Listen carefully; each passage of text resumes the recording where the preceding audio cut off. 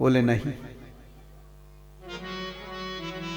बोले फिर भागवत में तो आया है कि स्त्रियों में कलयुग है। बोले समूची नारी जाति में नहीं होता, समूची स्त्रियों में नहीं होता।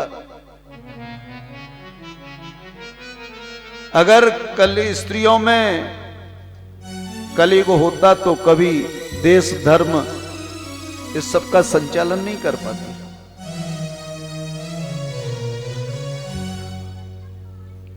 अगर धर्म का विस्तार कोई कर रहा है, धर्म को कोई बढ़ा रहा है, धर्म को कोई चला रहा है, तो वो स्त्रियां।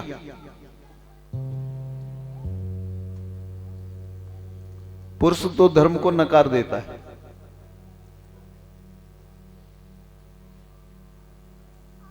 स्त्री हमारे से कोई कमजोर नहीं है। कई देशों को चला, हमारे देश में इंदिरा जी ने चलाया ना, इतने वर्षों तक शासन देश को चलाया था। आज भी कई राष्ट्रों में स्त्रियां राष्ट्राध्यक्ष हैं। बोले पूरी स्त्रियों में कलयुग कैसे हो गया? बोले यहां है जहां लोग जुआ खेलते हैं, ऐसे स्थान पर स्त्रियां बैठकर उनका सहयोग करती हैं। अब थोड़ा जमाना बदल गया है ना, आज की नई पीढ़ी है ना, और पति पत्नी बैठते हैं तो बच्चों को भी बिठा लेते हैं। बोले कहा चलो टाइम पास कर रहे हैं। अब उनको टाइम पास करने के लिए क्या साधन है? ताश के पत्ते। अब कल वही बच्चा बड़ा होने पर जुआ खेलने लग जाए तो फिर बच्चे का क्या दोष? बोले सिखाया किसने? बोले मां बाप ने। आज की जो नई पीढ़ी है, बेटा बहू, इनको ये खेल बड़ा पसंद है। बड़े होने पर बेटा सीख जाता।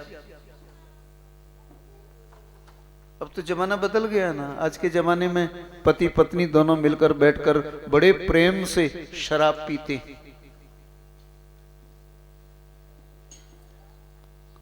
हमारे जब 5 स्टार होटल में जाएंगे तो कोई ना कोई अवगुण तो आएगा ना। आजकल स्त्रियां बहुत शराब पीती, लेकिन कौन सी स्त्रियां? जो अपने आप को वेल एजुकेटेड मानती हैं, घर परिवार और संसार चलाने वाली नहीं।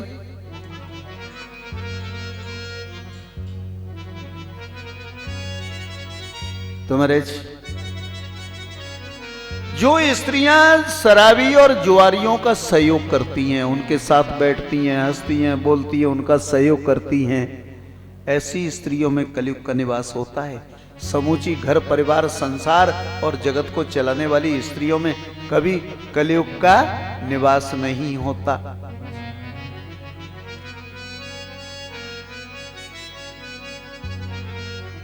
सोना क्यों दे दिया? बोले कहा उस सोने में कलयुग का निवास नहीं है जिसको आपके पूर्वजों ने अपनी मेहनत से कमाया है और तुम्हारे हाथ में आया है। आगे चल करके तुम अपने बेटों को दे दोगे, तुम्हारे बेटे अपने बेटों को दे देंगे। जो सोना पीढ़ी दर पीढ़ी चला रहा है, ऐसे सोने में कभी कोई दोष नहीं होता।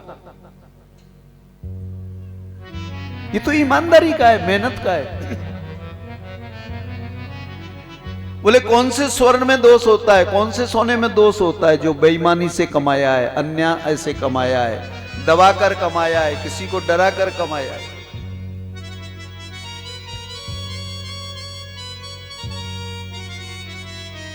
अब जब बिना कमाया हुआ धन घर में आएगा और रोजाना आएगा, बड़े बड़े नोट इकट्ठे होकर आपकी तिजोरियों में जमा हो जाएंगे, तो वो जब धन रखा रहेगा तो बेटे बड़े होने लगते हैं, तो फिर बड़े प्रेम से एक आध दो गड्डी स्कूल को लेकर चले जाएं बैग में डाल करके, तो कोई बुराई की बात नहीं है।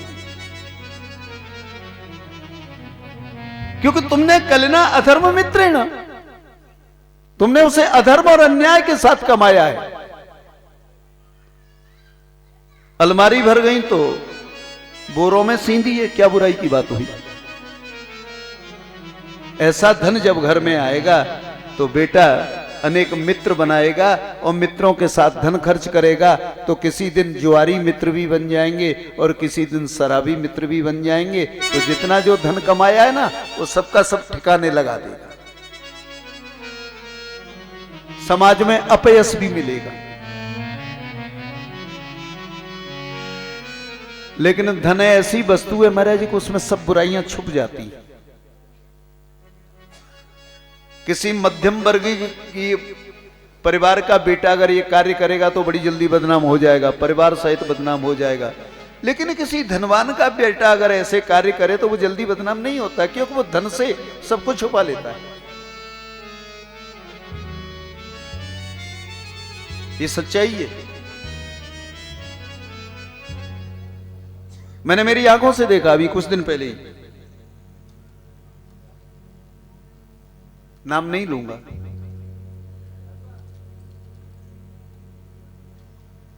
उस धनपति के बेटे ने 8-10 लोगों के ऊपर अपनी गाड़ी चढ़ा दी। पता चलते के साथ उसके हेड बड़े बड़े अधिकारी उसके आ गए कंपनी के, पता भी नहीं चलने दिया। पत्रकारों ने उस बात को छापना चाहा, सबको खरीद लिया एक ही रात। हंगामा तक नहीं हुआ। वो इतना नशे में था, इतना नशे में था कि उसने 10-12 लोगों को उड़ा दिया।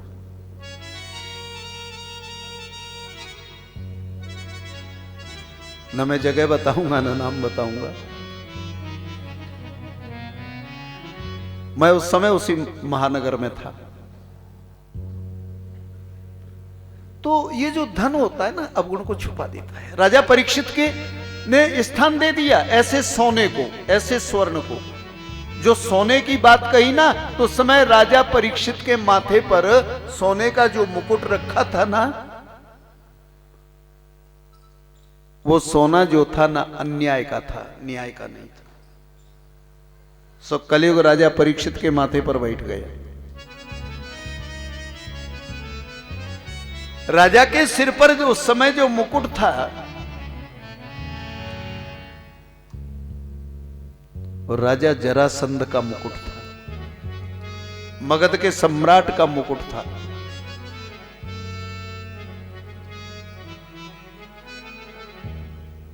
द्वारकाधीश श्री कृष्ण अर्जुन और भीम के साथ जरासंध को जीत करके आए थे, तो अपने साथ में उसके मुकुट को ले आए थे। भीष्म पितामह आदि ने इतना बड़ा विरोध किया उस समय राजसभा में। ये जो किया कृष्ण ने अच्छा नहीं किया। उसके मुकुट को लेकर के क्यों आए? वो अन्यायी राजा था। इसलिए एक निश्चय किया गया, इस मुकुट को बंद कर दो, कभी कोई हमारे वंश का देखे ही नहीं। एक कमरे में उसको मुकुट को संदूक में रख के बंद कर दिया और बाहर सूचना लगा दी, हमारे वंश का कोई भी राजा इस कमरे को कभी खोले नहीं। इस मुकुट को हमारे वंश का कोई राजा पहनेगा नहीं। अब इनमें से पुराणों में तो कोई रहा नहीं कि कमरा क्यों बंद किया। परीक्षित की नजर पड़ी, राजमहल में इतना बड़ा कमरा, उस पर लिखा है कि इसे कोई खोले नहीं। अब राजा तो राजा होता है, उन्होंने कहा खोलो इसको, क्या है? नहीं माने, खोल दिया। उसमें संदूक रखा, बड़ा सुंदर। बोले इतना अच्छा संदूक, उस पर लिखा हुआ हमारे राजा, कोई भी हमारे वंश का राजा इस संदूक को न खोले। नहीं माने। निकला उसमें सुंदर सा मुकुट। बोले पता नहीं हमारे पूर्वज कैसे थे, इस मुकुट को इतना छुपा के रख दिया है, इतना बसा के रख दिया है। इतना सुंदर मुकुट कभी देखा नहीं था। ले आए, उसी को सिर पर धारण करके ये चले गए आखेट करने के लिए। इनको लगी प्यास, इसलिए महात्मा समीक के आश्रम पर पहुंचे।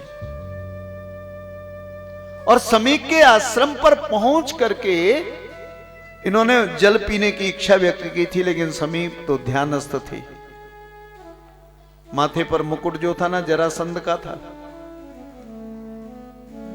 राजा को अहंकार आया, देखो ये महात्मा कैसा ढोंगी है, जो मुझे देख करके इसने आंखें बंद करके और बैठ गया है मुझे दिखाने के लिए कि मैं बहुत बड़ा भजनानंदी हूं।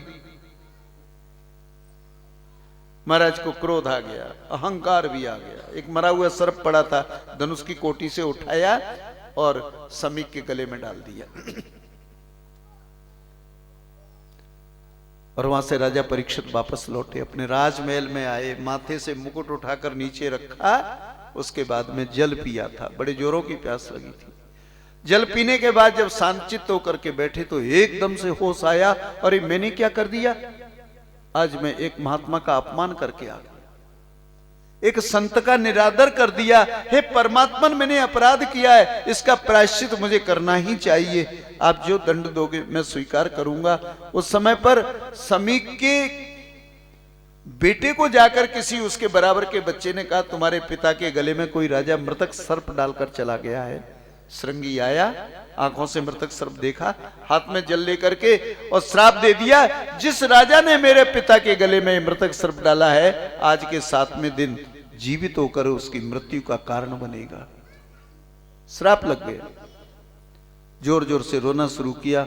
महात्मा समीक की आंखें खुली, पूछा बेटा क्यों रो रहे हो? बोले किसी राजा ने आपका अपमान किया है, मैंने उसको दंड दे दिया, मैंने उसे श्राप दे दिया, तुम्हारे गले में ये मृतक सर्प डाला है, उसने यही जीवित होकर के उसको काटेगा, इसी के द्वारा उसकी मृत्यु है। तो जी महाराज महात्मा ध्यान देकर देखा, जो ध्यान लगाकर देखा, सामने राजा परीक्षित को पाया, बार बार परीक्षित को पाया, घबरा गए समीक, ऐसा राजा तो धरती पर हो नहीं सकता, न भूतो न भविष्यति, दौड़ पड़े। उस समय पर पश्चाताप कर रहे हैं महाराज परीक्षित। महात्मा समीक जाकर सामने खड़े हो गए। राजन, महात्मा को देखा तो परीक्षित चरणों में गिर पड़े, मुझे माफ कर दो, मैंने अपराध किया है आपका। बोले राजन, आपने इतना बड़ा अपराध नहीं किया जितना बड़ा अपराध मेरे बेटे ने कर दिया। जो मृतक सर्प आपने मेरे गले में डाला था ना, आज के 7वें दिवस जीवित होकर के आपकी मृत्यु का कारण बनेगा। राजा परीक्षित गदगद हो गए, नारायण आपने बड़ी कृपा की, मैंने जो अपराध किया उसके प्रायश्चित का अवसर मुझे दे दिया। बड़ी जल्दी से दैविक ब्राह्मणों को बुलाया, अपने बेटे जन्मेजय को राज सिंहासन पर बैठाया और वहां से चल पड़े। महाराज परीक्षित गंगा के किनारे आ गए, जहां भागवत की कथा को सुनाए सुखदेव जी से, उसे सुखताल कहते हैं। उत्तर प्रदेश के मुजफ्फरनगर से ये 35 किलोमीटर दूरी पर है। आजकल सुखताल में बहुत भागवतें होती हैं। हमारा भी वही विचार चल रहा है कि जब मैं 700वीं भागवत पूरी करूं तो 700वीं भागवत का प्रकाशोत्सव मैं सुखताल में ही करने की इच्छा रख रहा हूं, लेकिन मुझे संभव लग नहीं रहा है। 700 बहुत जल्दी पूरी हो जाएगी और हमारी जो कमेटी है जिसने निर्णय लिया है कि नहीं 25 दिसंबर से और 31 दिसंबर 2017 का कार्यक्रम निश्चित करो, ये हम निरुत्तर हो गए। भाई हमारा विचार तो अभी था, 97 ये हो गई, 98, 99 दो कथाएं बीच में और दोनों निश्चित हैं। 700 का समय आ रहा है तो हमने कहा मई में कर लेंगे। उन्होंने कहा ना गर्मी बहुत है, व्यवस्था नहीं हो पाएगी, सब लोगों के लिए एसी चाहिए वहां। तो मैंने कहा भैया सुखताल में न, राजऋषियों को, महर्षियों को, देवऋषियों को और सदगृहस्थ संतों को जिनको पता चला राजा परीक्षित से मिलने के लिए, ओ सुखताल में पहुंच गए गंगा के किनारे। सबके सब ऋषि लोग पहुंच गए, आपस में विचार विमर्श कर रहे हैं कि हम राजा परीक्षित को मोक्ष की ओर कैसे ले जा सकते हैं, इसका कोई उपाय। अत्रिर वशिष्ठ चौवन शरद्वान रिष्टनेम भृगुरंगिराश्य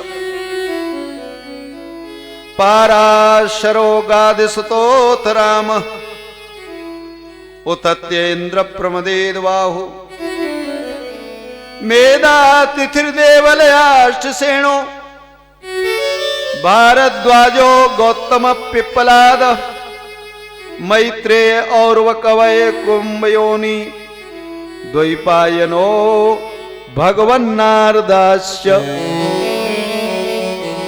इतने महात्मा ऋषि वहां पहुंच गए,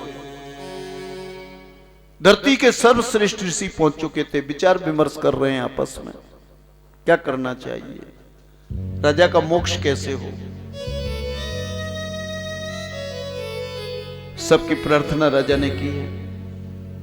अहो वयम धन्यतमानपाणां महत्तमानुग्रहणीयशीला राज्ञां कुलं ब्राह्मण पाद शौचात् दूराद् विशिष्टम बत गई कर्म।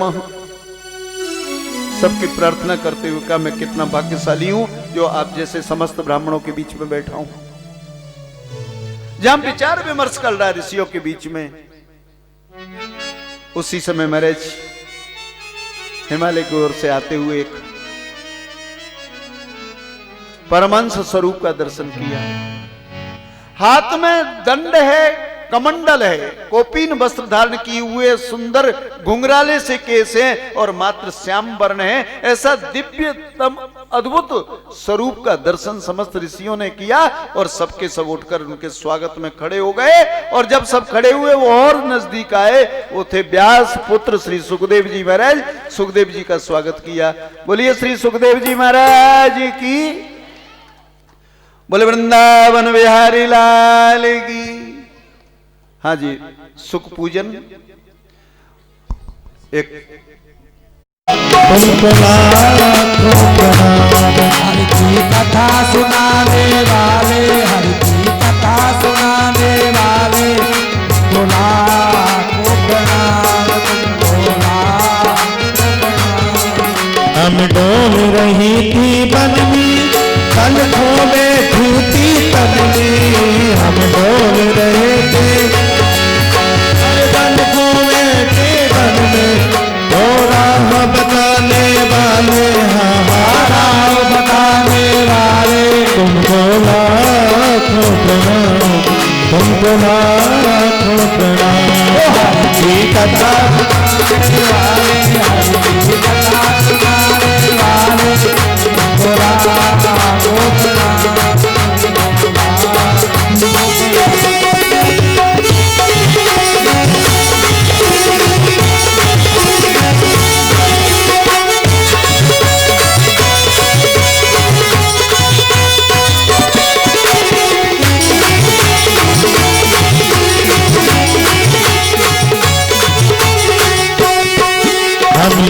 पर जिसका प्याला जा रही थी गम की ज्वाला, कर जिसका प्याला जा रहे थे गम के ज्वाला।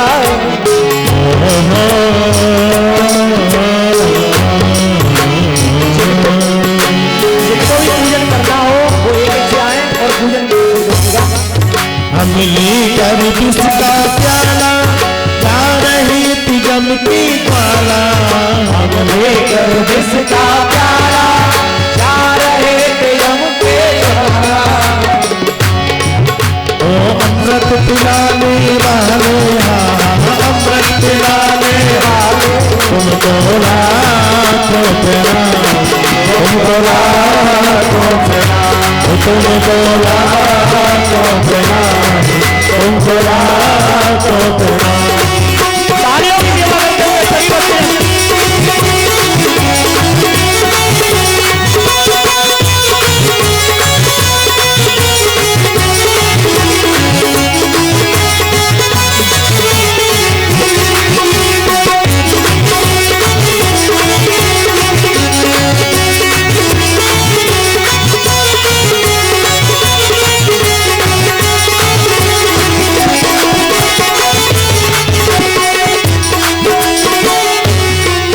हम पार तेरा क्या पाने, बस शीश झुकाए माने। हम पार तेरा क्या पाने, बस शीश झुकाए माने। हम पार तेरा क्या पाने, बस शीश झुकाए माने। हम पार तेरा क्या पाने, बस शीश झुकाए माने। ओ प्रेम लुटाने वाले, तुमको लाखों प्रणाम, तुमको लाखों प्रणाम।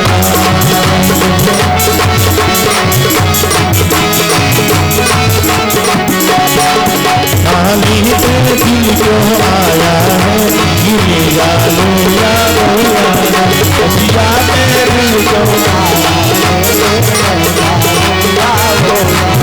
ये नहीं जानो यादो।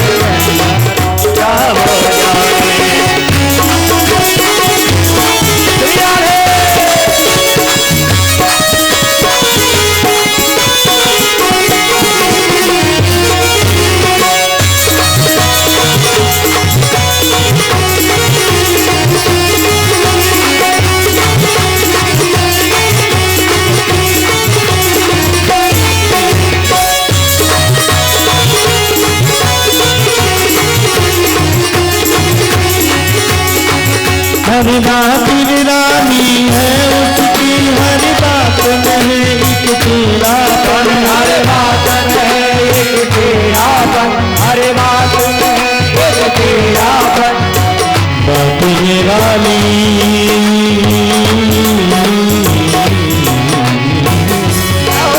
हर बात निराली है उसकी, हर बात में एक तेरापन, हर बात में एक तेरापन, दिल पे दिल को आया है, जिन्हें जानू या दिल पे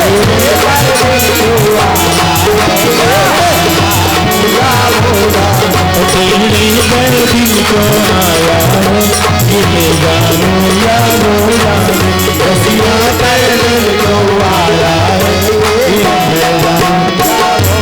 जाने। बोलो व्यास जी भगवान की।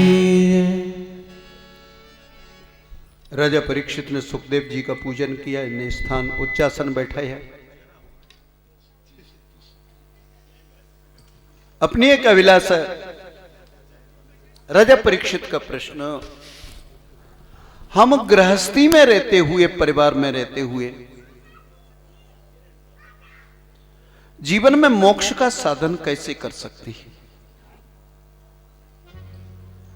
नूनम भगवतो ब्रह्मन ग्रहेषु गृहमेदिनाम न लक्ष्यते अवस्थानात्मपि गोदोहनम क्वचित।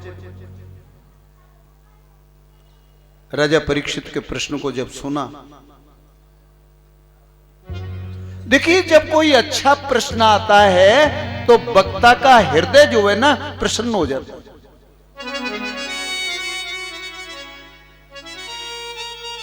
किसी भी कथा के आनंद के बढ़ाने के लिए प्रश्न जरूरी होता है।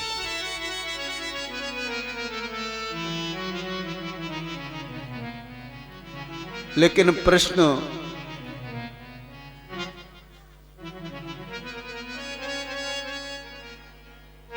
तर्क हो,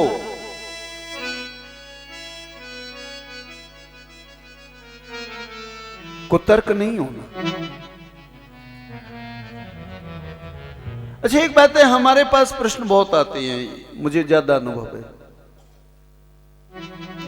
हम प्रश्न के शब्दों को देखने के बाद ये पहचान कर लेते हैं कि सामने वाले ने प्रश्न जिज्ञासा के जिज्ञासु बनकर किया है या परीक्षक बनकर। प्रश्न की जो भाषा है ना, लिखने की शैली, वो बता देती है कि प्रश्न परीक्षा के लिए है या वास्तविक को जिज्ञासु है, जानना चाहता है। प्रश्न जिज्ञासु बनकर किया जाए। महाराज सती जी, कल प्रसंग आएगा, हम चर्चा करेंगे आपसे। राम के प्रभाव को समझ नहीं पाई थी, लेकिन जब सती शरीर को छोड़कर पार्वती बनती है ना, तो कैलाश में आते से ही शंकर जी के सामने बैठ गई और शंकर जी से प्रश्न किया, मुझे राम कथा सुनाओ। क्योंकि मैं पहले राम के प्रभाव स्वभाव को समझ नहीं पाई थी। और यहीं से भागवत का शुभारंभ है। आइए मैं आपको द्वितीय स्कंद में प्रवेश करता हूं। राजा परीक्षित के प्रश्न की कितनी सुंदर प्रशंसा की है सुखदेव जी ने। राजा परीक्षित की प्रशंसा नहीं की है, प्रशंसा व्यक्ति की नहीं, व्यक्ति के विचारों की होती है। प्रशंसा व्यक्ति की नहीं, व्यक्ति के आचरणों की होती है। आचरण को आचरित करता है ना, तभी उस जीव की प्रशंसा होती है, मनुष्य की। उसके विचारों की प्रशंसा होती है, उसके शब्दों की प्रशंसा होती है, उसके ज्ञान की प्रशंसा होती है। राजा परीक्षित की प्रशंसा नहीं की थी।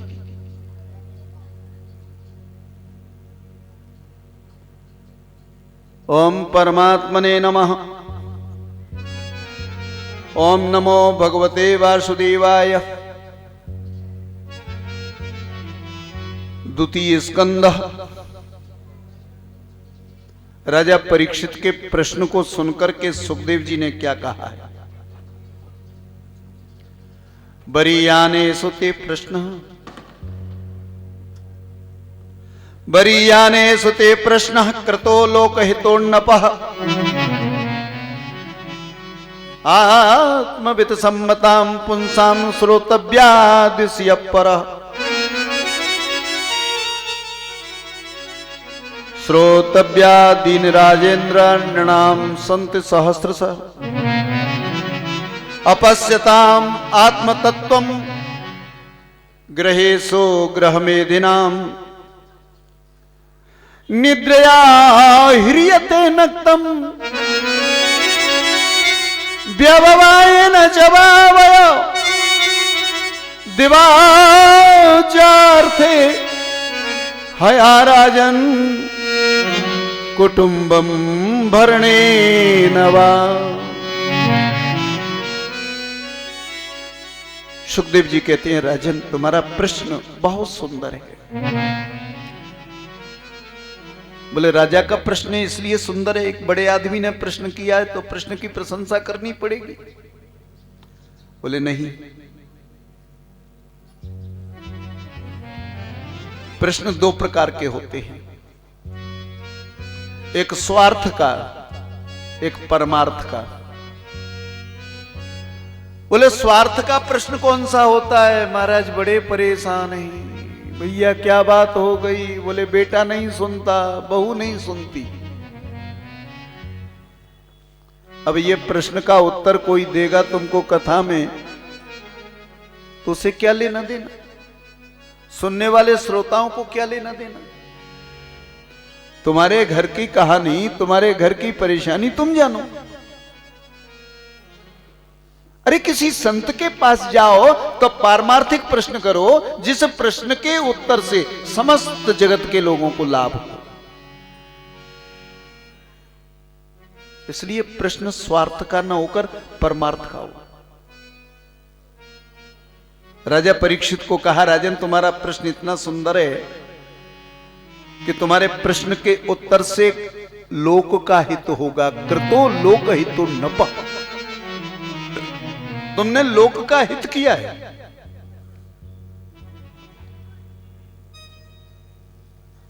राजन सबसे बड़ी परेशानी क्या है?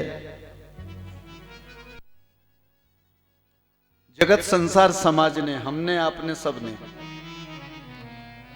आत्म तत्व को अनदेखा कर दिया। अपश्यताम, बोले किम अपश्यताम? बोले आत्म तत्वम, आत्म तत्व को अनदेखा कर दिया। आत्मा क्या है कभी कोई विचार करता ही नहीं। अच्छा हम सजाते किसको हैं? शरीर को सजाते हैं, आत्मा को कभी नहीं सजाते। अवश्यताम आत्मतत्वम, बोले हम गृहस्थी हैं। माफ करना, कोई गृहस्थी नहीं है, कोई गृहस्थी नहीं है। हम कोई भी गृहस्थ धर्म का पालन नहीं करते, नए पैसे भर भी। हम ग्रह मेधी हैं। आप लोगों ने अश्वमेध यज्ञ का नाम सुना है? पहले के जमाने में त्रेता के अंत तक अश्वमेध यज्ञ का विवरण मिलता है, द्वापर में नहीं मिला। धर्मराज युधिष्ठिर ने अश्वमेध यज्ञ नहीं किया था, राजसूय यज्ञ किया। राजसूय यज्ञ किया, अश्वमेध नहीं किया है।